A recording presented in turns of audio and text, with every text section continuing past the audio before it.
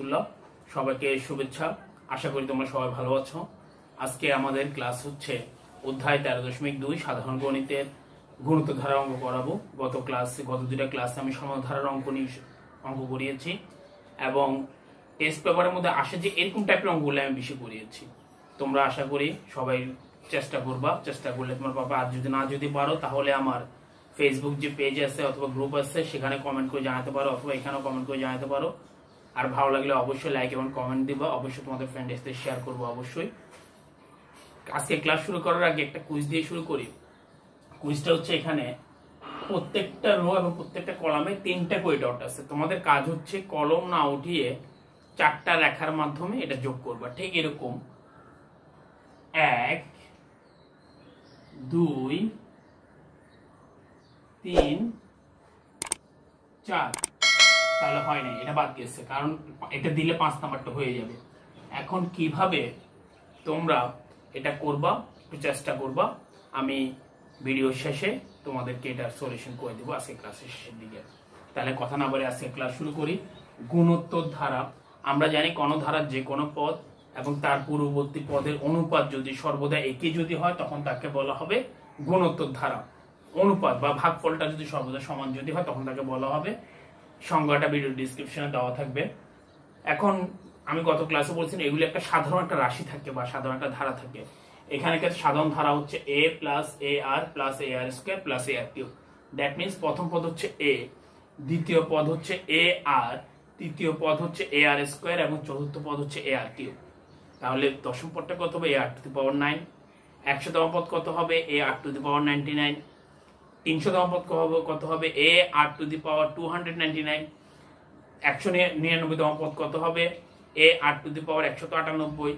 তাহলে n তম পদ কত হবে? তার মানে 1 করে কমতেছে, এ আর টু দি পাওয়ার -1। গুণোত্তর ধারার ক্ষেত্রে তোমাদের শুধুমাত্র সসীম ধারাই আছে, অসীম ধারা নেই। অসীম ধারা আছে হায়ার মেথডটা আমি হায়ার মেথডে করে দিব। সমষ্টি Sn is equal to a into r to the power n-1 divided by r-1। আর এর মান যখন 1 থেকে বড় হবে, আর এর মান 1 থেকে বড় মানে কত হতে পারে? 2 হতে পারে। দ্যাট মিন্স 2 বিয়োগ 1, 1 বিয়োগ 2 করা যাবে না, কারণ সেক্ষেত্রে কত আসবে? মাইনাস হবে। কথা বোঝা গেছে? তাহলে আমি বড়টা থেকে ছোটটা কি করব? বিয়োগ করব। তাহলে এখানে আর এর মান 1 থেকে ছোট হয়, নিশ্চয়ই 1 এর পরে 8টা বসবে। এখন আমরা কিভাবে বুঝবো 1 এর মান 8 থেকে বড় হবে না ছোট হবে? যদি আর এর মান যদি ভগ্নাংশ বা মাইনাস যদি হয় বা ঋণাত্মক যদি হয় তখনই আমরা বলবো সেটা 1 থেকে ছোট হবে। আচ্ছা, এখন আমরা এই সমস্যার সমাধান করার জন্য আমি এখানে একটা নমুনা প্রশ্ন নিয়েছি। তোমরা বইতে অনেকগুলো কোশ্চেন আছে, সেগুলোর মতো করে এগুলো করবা। 32 32 plus 16 plus 8 plus dot dot dot dot একটা ধারা দেয়া আছে। আমাকে ক নাম্বারে বলছে 6তম পদ, 7তম পদ, 100তম পদ, যাই বলক বের করবো আমরা। কততম পদ হাফ বা 128 বা 164। গ নাম্বার বলছে প্রথম 10টি পদের সমষ্টি, প্রথম 60টি পদের সমষ্টি, প্রথম 15টি পদের সমষ্টি। Sn is equal to 63 হলে n সমান কত? Sn is equal to 511 divided by 8 হলে n সমান কত? এরপরে হচ্ছে Sn is equal to 1023 divided by 16 হলে n সমান কত? সবগুলো স্বাভাবিকভাবে গতানুগতিক নিয়ম। আমরা এর আগেও প্রথম পর্বে অঙ্কগুলো এভাবে করেছি। আসো আমরা অঙ্কটা করা শুরু করি। প্রথমে লিখতে হবে পদার্থ ধারা। আমি এর আগে বলেছিলাম শুরুতে পদার্থ গুণোত্তর ধারা লেখা যাবে না, লিখতে হবে পদার্থ ধারা হচ্ছে 32 plus 16 plus 8 plus dot dot dot, তাই তো? তাইলে এখানে প্রথম পদ a সমান দেখা যাচ্ছে 32 সাধারণ অনুপাত r সমান দ্বিতীয় পদ ভাগ কি পদ? প্রথম পদ ইজ ইকুয়াল টু দ্বিতীয় পদ হচ্ছে 16, তৃতীয় পদ হচ্ছে 32 ইজ ইকুয়াল টু, এটা ভাগ যদি করি এটা কিন্তু ক্যালকুলেটরে ভাগ করা যায়। আমি একটু দেখাই, দেখো কিভাবে ভাগ করব। 16 ডিভাইড বাই এটা দিব না, ডিভাইড বাই এই যে ABC লেখা আছে ABC দিব, ডিভাইড বাই 32। দেখো তো কত আসছে? 1, নিচে হচ্ছে 2। এটা মানে হচ্ছে এই যে দাগেটা, এটা মানে হচ্ছে divide. That means 1 divide by 2। এখন আমাকে জানতে হবে এটাকে 1 থেকে বড় না ছোট? অবশ্যই 1 থেকে ছোট, কারণ ভগ্নাংশ। আমি বলছি ভগ্নাংশ হলে 1 থেকে কি আসবে? ছোট আসবে। এবার আসো আমাকে বলছে 6তম পদ, লিখবো আমরা জানি n-তম পদ সমান a r to the power n-1। এর মান কত? এর মান হচ্ছে 32 ইন্টু আর এর মান হচ্ছে 1/2 whole to the power n এর মান হচ্ছে, সুতরাং 6তম পদ এখানে লিখে দিব। 6তম পদ সমান তার মানে 6 - 1, 32 ইন্টু হাফ টু দি পাওয়ার 6 - 1 মানে হচ্ছে 5। এটাকে আমি ক্যালকুলেটর বের করবো কিভাবে দেখো একটু। এটা হচ্ছে calculator. First bracket 1 divided by 2 whole to the power 5 কত আসছে দেখো তো? 1 divide by 32, that means 32 divide by 1 divide by 32, 32 কাটা গেলে आंसर হবে 1। ঠিক সেম ভাবে তোমরা 7তম পদটাও বের করবা, ক্যালকুলেটর দিয়ে পারলে যদি বের করো বের করতে পারবা। এবার আসো আমাকে বলছে কততম পদ 164। আমি এটা করাই দিই, কততম পদ 128টা করাই। তাহলে যেহেতু বলছে কততম পদ, তাহলে ঠিক আগের মতোই আমাকে লিখতে হবে। ধরি n-তম পদ সমান 128, সরি n-তম পদ সমান 1 ডিভাইড বাই 128, বা তাহলে n-তম পদ নির্ণয় সূত্র কি? a r to the power n-1 is equal to 100, 1 divide by 28, বা এর মান কত? 32, আর এর মান হচ্ছে half whole to the power n-1 is equal to 128, বা 32 এখানে কোন আকারে আছে, পক্ষান্তর যদি করি 128 ইন্টু 32 হবে, এখানে হবে হাফ n-1, বা half n-1 is equal to 1 divide by 32 into 1028 কত আসে দেখি আমরা। 32 ইন্টু 128 ইজ ইকুয়াল টু আসে 4096।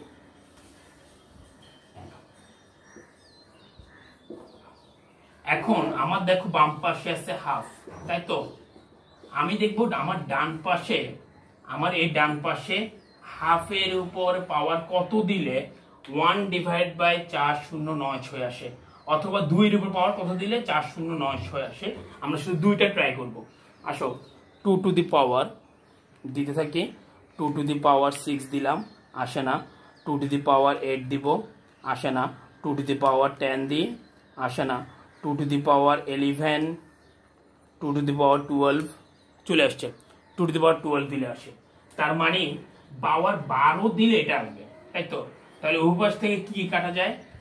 উভয় পাশে হাফ, উভয় পাশে হাফ সংঘর্ষ মুখোমুখি তোমারটা কাটা যাবে, বা n-1 ইজ ইকুয়াল টু থেকে যাবে 12। সুতরাং n সমান 12 যোগ 1 ইজ ইকুয়াল টু 13। ঠিক একইভাবে তোমরা এই বাকিগুলোও করবা। তাহলে এবার আসো, আমাকে বলছে s10 সমান কত? তাহলে সমষ্টি বের করতে বলছে।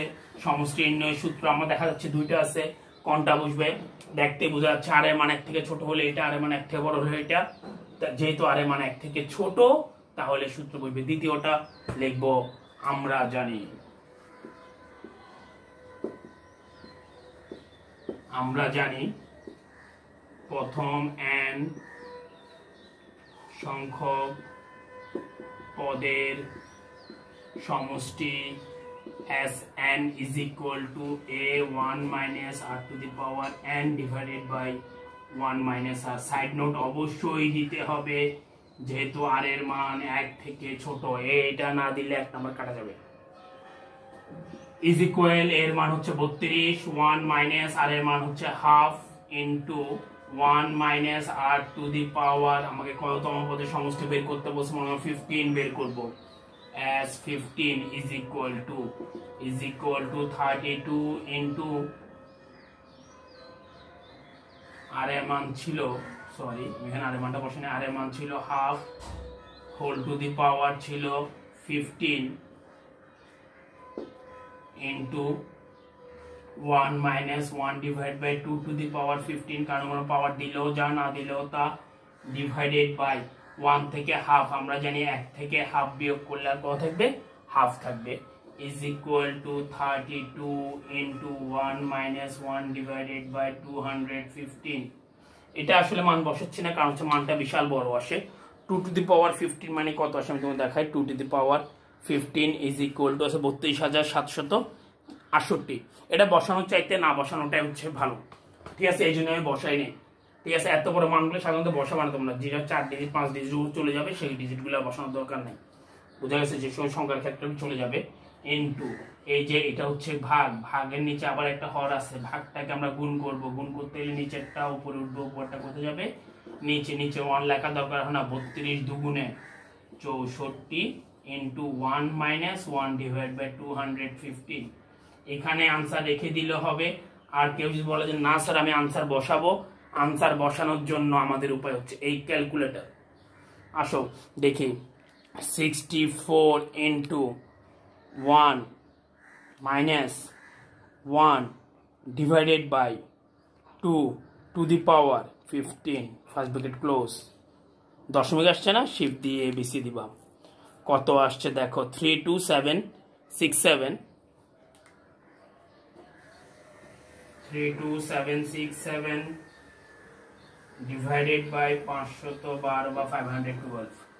কথা বোঝা গেছে, এটাই হচ্ছে আমার আনসার। ক্লিয়ার? আর এখানে একটু আনসার রেখে দেওয়াটাই হচ্ছে ভালো। এবার আসো আমরা করব সর্বশেষ অঙ্ক, ঘ নাম্বার অঙ্ক।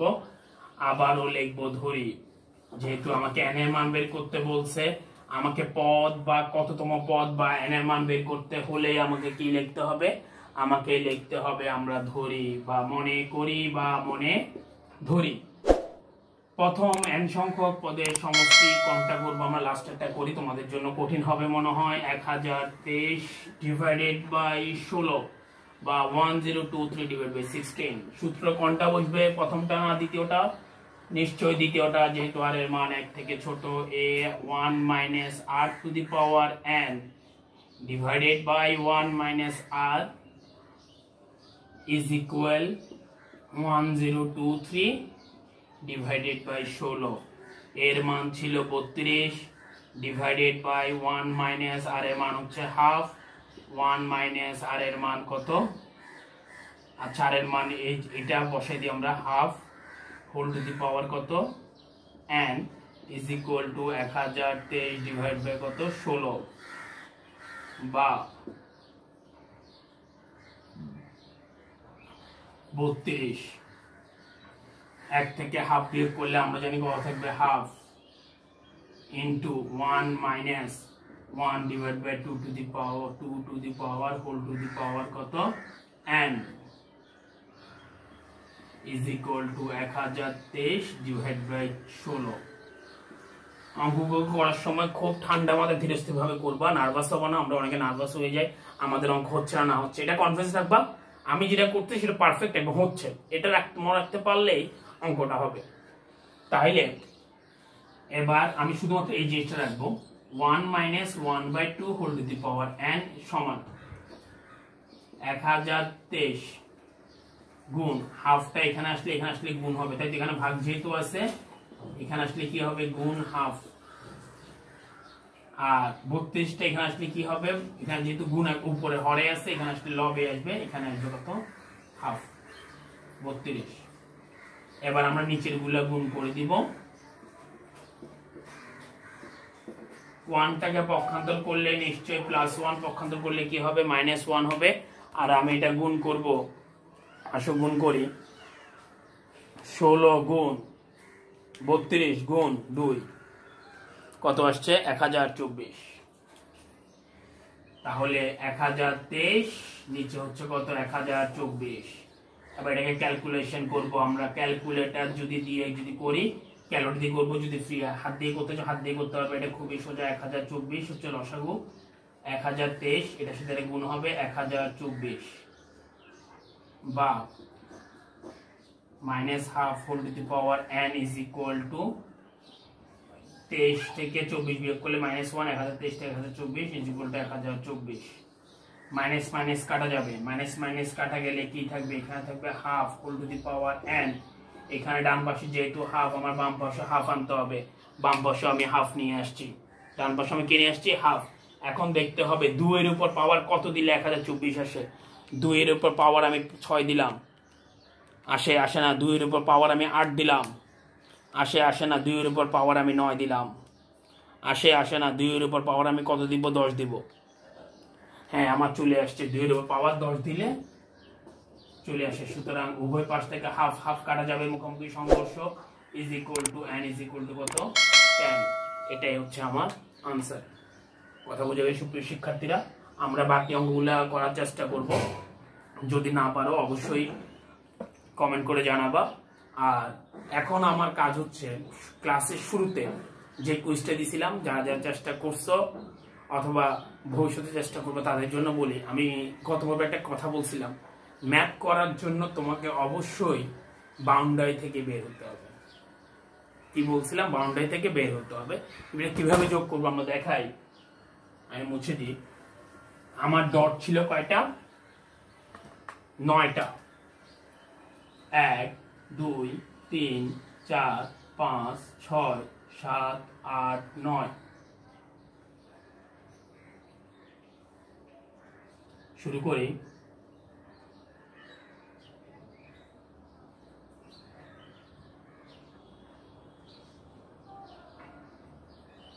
1 2, এখান থেকে বের হয়ে গেছি। কথা বুঝছো? বের হয়ে গেছি, এইখান থেকে এখানে আসছি 1 2, কলম তুলতেছি না, 2 3, এখান থেকে বের হয়ে যাব। ঠিক আছে, বের হয়ে গিয়ে কলম তুলবো না।